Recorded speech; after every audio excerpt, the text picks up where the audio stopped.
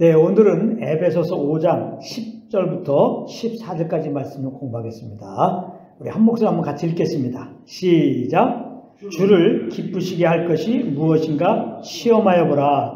너희는 열매 없는 어둠의 일에 참여하지 말고 도리어 책망하라. 그들이 은밀히 행하는 것들은 말하기도 부끄러운 것이라.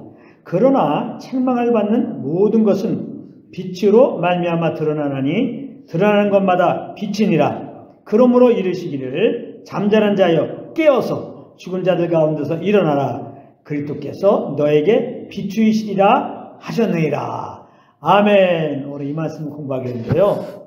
오늘 본문은 하나님을 기쁘시게 하기 위해서 우리가 어떻게 살아가야 되는지에 대한 말씀입니다. 그럼 한 구절 한 구절을 살펴보겠습니다. 먼저 10절입니다. 주를 기쁘시게 할 것이 무엇인지 시험하여 보라. 이렇게 말씀하고 있습니다.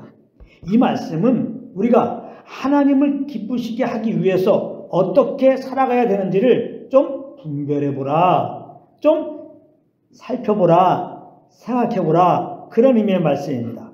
그렇다면 우리가 어떻게 살아가는 것이 하나님을 기쁘시게 하는 것일까요? 11절은 이렇게 말씀합니다. 너희는 열매 없는 어둠의 일에 참여하지 말고 도리어 책망하라. 이렇게 말씀하고 있습니다. 열매 없는 어둠의 일에 참여하지 않는 것이 하나님을 기쁘시게 하는 것이라는 겁니다. 그렇다면 열매 없는 어둠의 일이란 무엇일까요? 이것을 알려면 여기서 말하는 열매가 무엇인지 알아야 되는 것입니다. 여기서 말하는 열매는 9절에서 말씀하고 있는 빛의 열매를 말하는 것입니다. 그런데 빛의 열매는 지난 시간에 무엇이라고 말씀드렸습니까? 빛의 열매는 빛의 자녀들처럼 행할 때 맺혀지는 열매인데 빛의 자녀들처럼 행한다는 것은 성령을 따라 행하는 것이라고 말씀을 드렸습니다. 그래서 빛의 열매는 곧 성령의 열매인데 성령의 열매는 우리가 성령을 쫓아 행할 때 성령님께서 맺어주시는 열매인 것입니다. 그러므로 빛의 열매 없는 어둠의 일이란 곧 육신의 소욕을 따라 행하는 것을 말하는 것입니다. 12절에서 육신을 따라 행하는 것은 말하기도 부끄러운 것들이다 이렇게 말씀했는데요. 갈라디아서 5장 19절부터 21절에 보면은 육신을 따라 행함으로 맺혀지는 부끄러운 열매들의 몇 가지를 열거해 놓았습니다. 한번 제가 읽어보겠습니다. 육체의 일은 분명하니 곧 음행과 더러운 것과 호색과 우상 숭배와 주술과 원수 맺는 것과 분쟁과 시기와 분냄과 당 찢는 것과 분열함과 이단과 투기와 술 취함과 방탕함과 또 그와 같은 것들이라. 전에 너희에게 경계한 것 같이 경계하노니 이런 일을 하는 자들은 하나님의 나라를 유업으로 받지 못할 것이요. 이렇게 육신의 수욕을 따라 살 때 나타나는 열매들을 성경은 지금 기록해 놓았습니다. 믿기 전에 우리는 이렇게 살았었습니다. 이런 열매를 내면서. 그러나 이제는 우리가 누굽니까? 주 안에서 빛이 되었습니다. 그래서 빛의 자녀처럼 행하는 것이 마땅한 것입니다. 마땅히 성령을 쫓아 행해야 된다 이 말씀입니다. 11절에 열매 없는 어둠의 일에 참여하지 말고 도리어 책망하라 이렇게 말씀했는데요. 이 말씀은 바로 육신의 소욕을 따르지 말고 성령을 쫓아 행하라는 의미인 것입니다. 여기 책망하라는 말의 의미는 드러내라는 의미예요. 빛이 비추이면 어둠의 일들은 자연스럽게 드러나게 되는 것입니다. 그것을 확증시켜주는 말씀이 13절 말씀인 거예요. 13절 한번 읽어보겠습니다. 그러나 책망을 받는 모든 것은 빛으로 말미암아 드러나나니 드러나는 것마다 빛이니라. 이것을 현대의 성경은 이렇게 번역했습니다. 우리가 조금 더 이해하기 쉬워요. 그러나 모든 것은 빛에 의해 밝혀질 때가 드러나기 마련입니다. 모든 것을 드러내는 것이 빛이기 때문입니다. 이렇게 말씀하고 있습니다. 여기 보면 모든 것을 드러내는 것이 빛이라고 했습니다.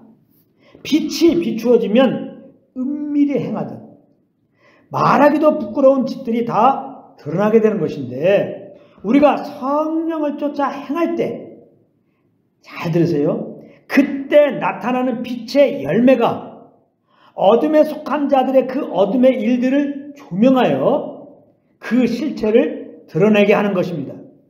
그때 어둠에 속한 자들이 혹여 자기들의 행위의 실체를 보고 회개하며 구주 예수님께 돌아와서 구원의 하나님께 영광을 돌리는 일들이 있을 것입니다.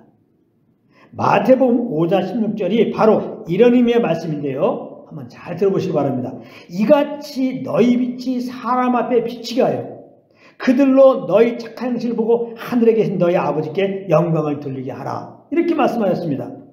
여기 나오는 착한 행실은 윤리 도덕적으로 착한 일을 하는 것이 아니라 바로 성령을 따라 행하는 것을 말하는 것입니다. 성령을 따라 행할 때 그 나타나는 빛의 열매로 인하여, 잘 들으세요, 사람들이 자기들의 어둠의 일들의 실체를 깨닫고 회개하며 예수 믿고 하나님께 영광을 돌리는 일들이 있을 것이라고 지금 예수님이 말씀하신 거예요. 그러므로 믿는 자들은 항상 깨어서 성령의 음성을 듣고 그 인도함을 따라 살아야 되는 것이죠. 하나님을 기쁘시게 하기 위해서, 그리고 그런 우리들을 통하여 주님이 나타나셔서 어둠에 속한 자들을 주님께로 인도하시기 위해서 말입니다.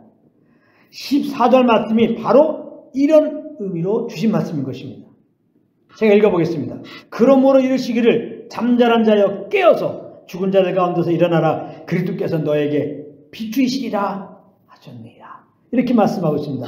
여기서 잠자는 자는 세상 사람들처럼 육신을 따라 살면서 어둠의 일들에 참여하고 있는 믿는 자들을 말하고 있는 것입니다. 이런 자들은 이제 일어나라는 것입니다. 일어나라는 말은 성령 음성을 듣고 그 인도함을 따라 행하라는 말씀입니다. 너희는 주 안에서 빛이야. 전에는 어둠이었지. 전에는 잠자는 자였지. 전에는 육신 따라 사는 자였지. 전에는 어둠의 일에 참여한 자였지만은 이제는 주 안에서 빛이야. 그러니까 빛으로 일어나. 성령을 쫓아 살아. 그렇게 말하는 것입니다. 그러므로 믿는 우리들이 어둠의 일에 참여하는 것은 어울리지 않는 짓이고, 우리는 오직 성령의 인도함을 따라 행해야 되는 것입니다. 우리 삶의 주인은 빛 대신 그리스도이십니다. 빛 대신 그리스도께서 우리 안에 성령을 보내셨고 성령으로 우리를 지금 인도하고 계시는 것입니다. 그래서 성령의 인도함을 따르는 우리를 통해서 빛 대신 예수님은 이 세상에 나타나셔서 어둠에 속한 자들을 주께로 인도하시며 이 세상 나라를 빛 대신 주님의 나라로 만들고 계신 것입니다. 그러므로 성령을 따라 행함으로 이런 예수님의 도역자 노릇을 잘하는 여러분들이 되시기를 우리 주 예수 그리스도의 이름으로 축복합니다.